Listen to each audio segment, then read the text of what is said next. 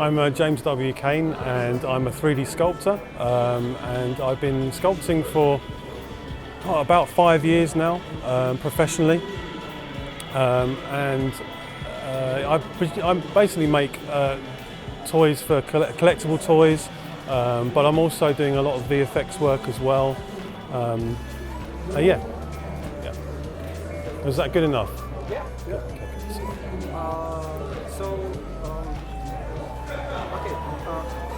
How did you get into this industry? What was your path? It was a very interesting path, and I was saying to other people recently that I try and make a point of saying that my path into the industry was not a smooth one, because I was basically working in a warehouse, and then I started doing fan art, and that fan art got me noticed, and then the right people at the right time came along, and they helped me to realise what I was doing was worth something, was worth pursuing as a career. And then it really went from that, really, and that was 5 years ago, 4 years ago probably, and it's gone from strength to strength. The big thing that I did that I think made a difference was travelling to Los Angeles and meeting all these amazing artists, and having them treat me as a peer. That is a really important thing, to have that, because when you're starting out, you don't think you're any good. Everyone thinks they're no good. But to be around those sort of artists and for them to treat you like one of them, that just gives you such a crazy confidence boost. And sometimes that's all that's needed for you to become, to become what you want to do, to start pushing forward, to start achieving something, achieving the things you want to do. What is the main focus or main thing that you're trying to keep in control while you're creating your designs for collectible toys? So in terms of commercial sculpture, so making things for collectible toys, the main aim is to preserve what the client wants. The client is king, and for instance, for most of the time, for a commercial sculpt there'll be a sketch. Sometimes for the bigger sculpts you'll be working in concert with the 2D artist, so there'll be a very fluid thing that's going on between you and the concept artist. Other times you'll just be given the art and then expected to literally just to translate it and have no interaction.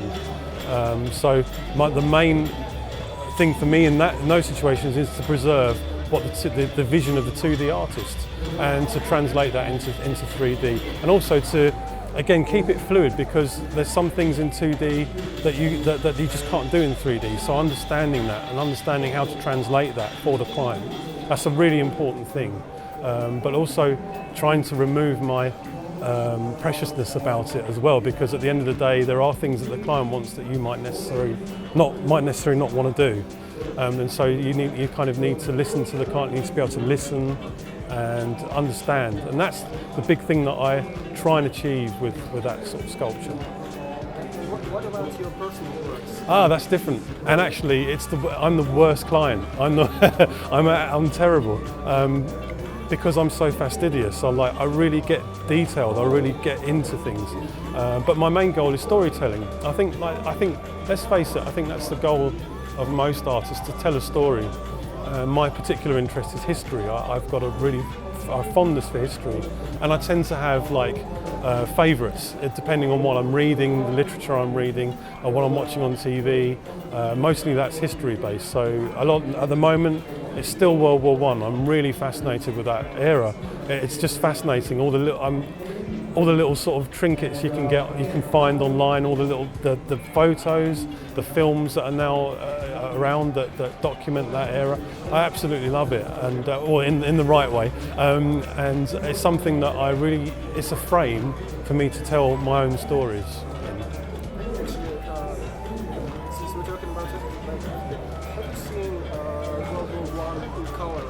I absolutely love it. Do you know what? I only just watched it, but there's the one with the Lord of the Rings guy recoloured everything. That was spectacular because it did not pull any punches. It literally shows what you can imagine life was like in those trenches, and for people my age and your age were going through, it was a horrible period of history. But I always find that those periods of history are the best frames for storytelling because there's so much drama involved in that, and I really like to focus on that. Do you have any advice for beginners? Maybe mail-free or any other things that they should focus on? Something like that? I think outside technique, just learn confidence in your work. Have the courage of your own convictions with things, and don't be afraid to show it to people. Don't be afraid to take feedback, even if it's harsh feedback. Sometimes that's the best feedback you can get at the time. You know, I know it was for me.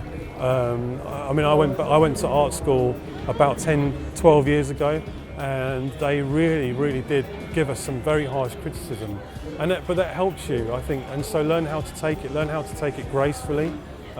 Also learn how not to take it, because some criticism is bollocks. It's bullshit, and you've got to be able to know what's valuable and what's not. The only way you're going to learn that is to get it and to understand it, and you will learn it and have the patience to learn it. Understand that you're on a journey. You're on a long journey. I'm 40 years old, and I wouldn't say I'm even halfway through my journey. So understand that, and have the patience to understand that you will improve. Be patient with it. It's a journey.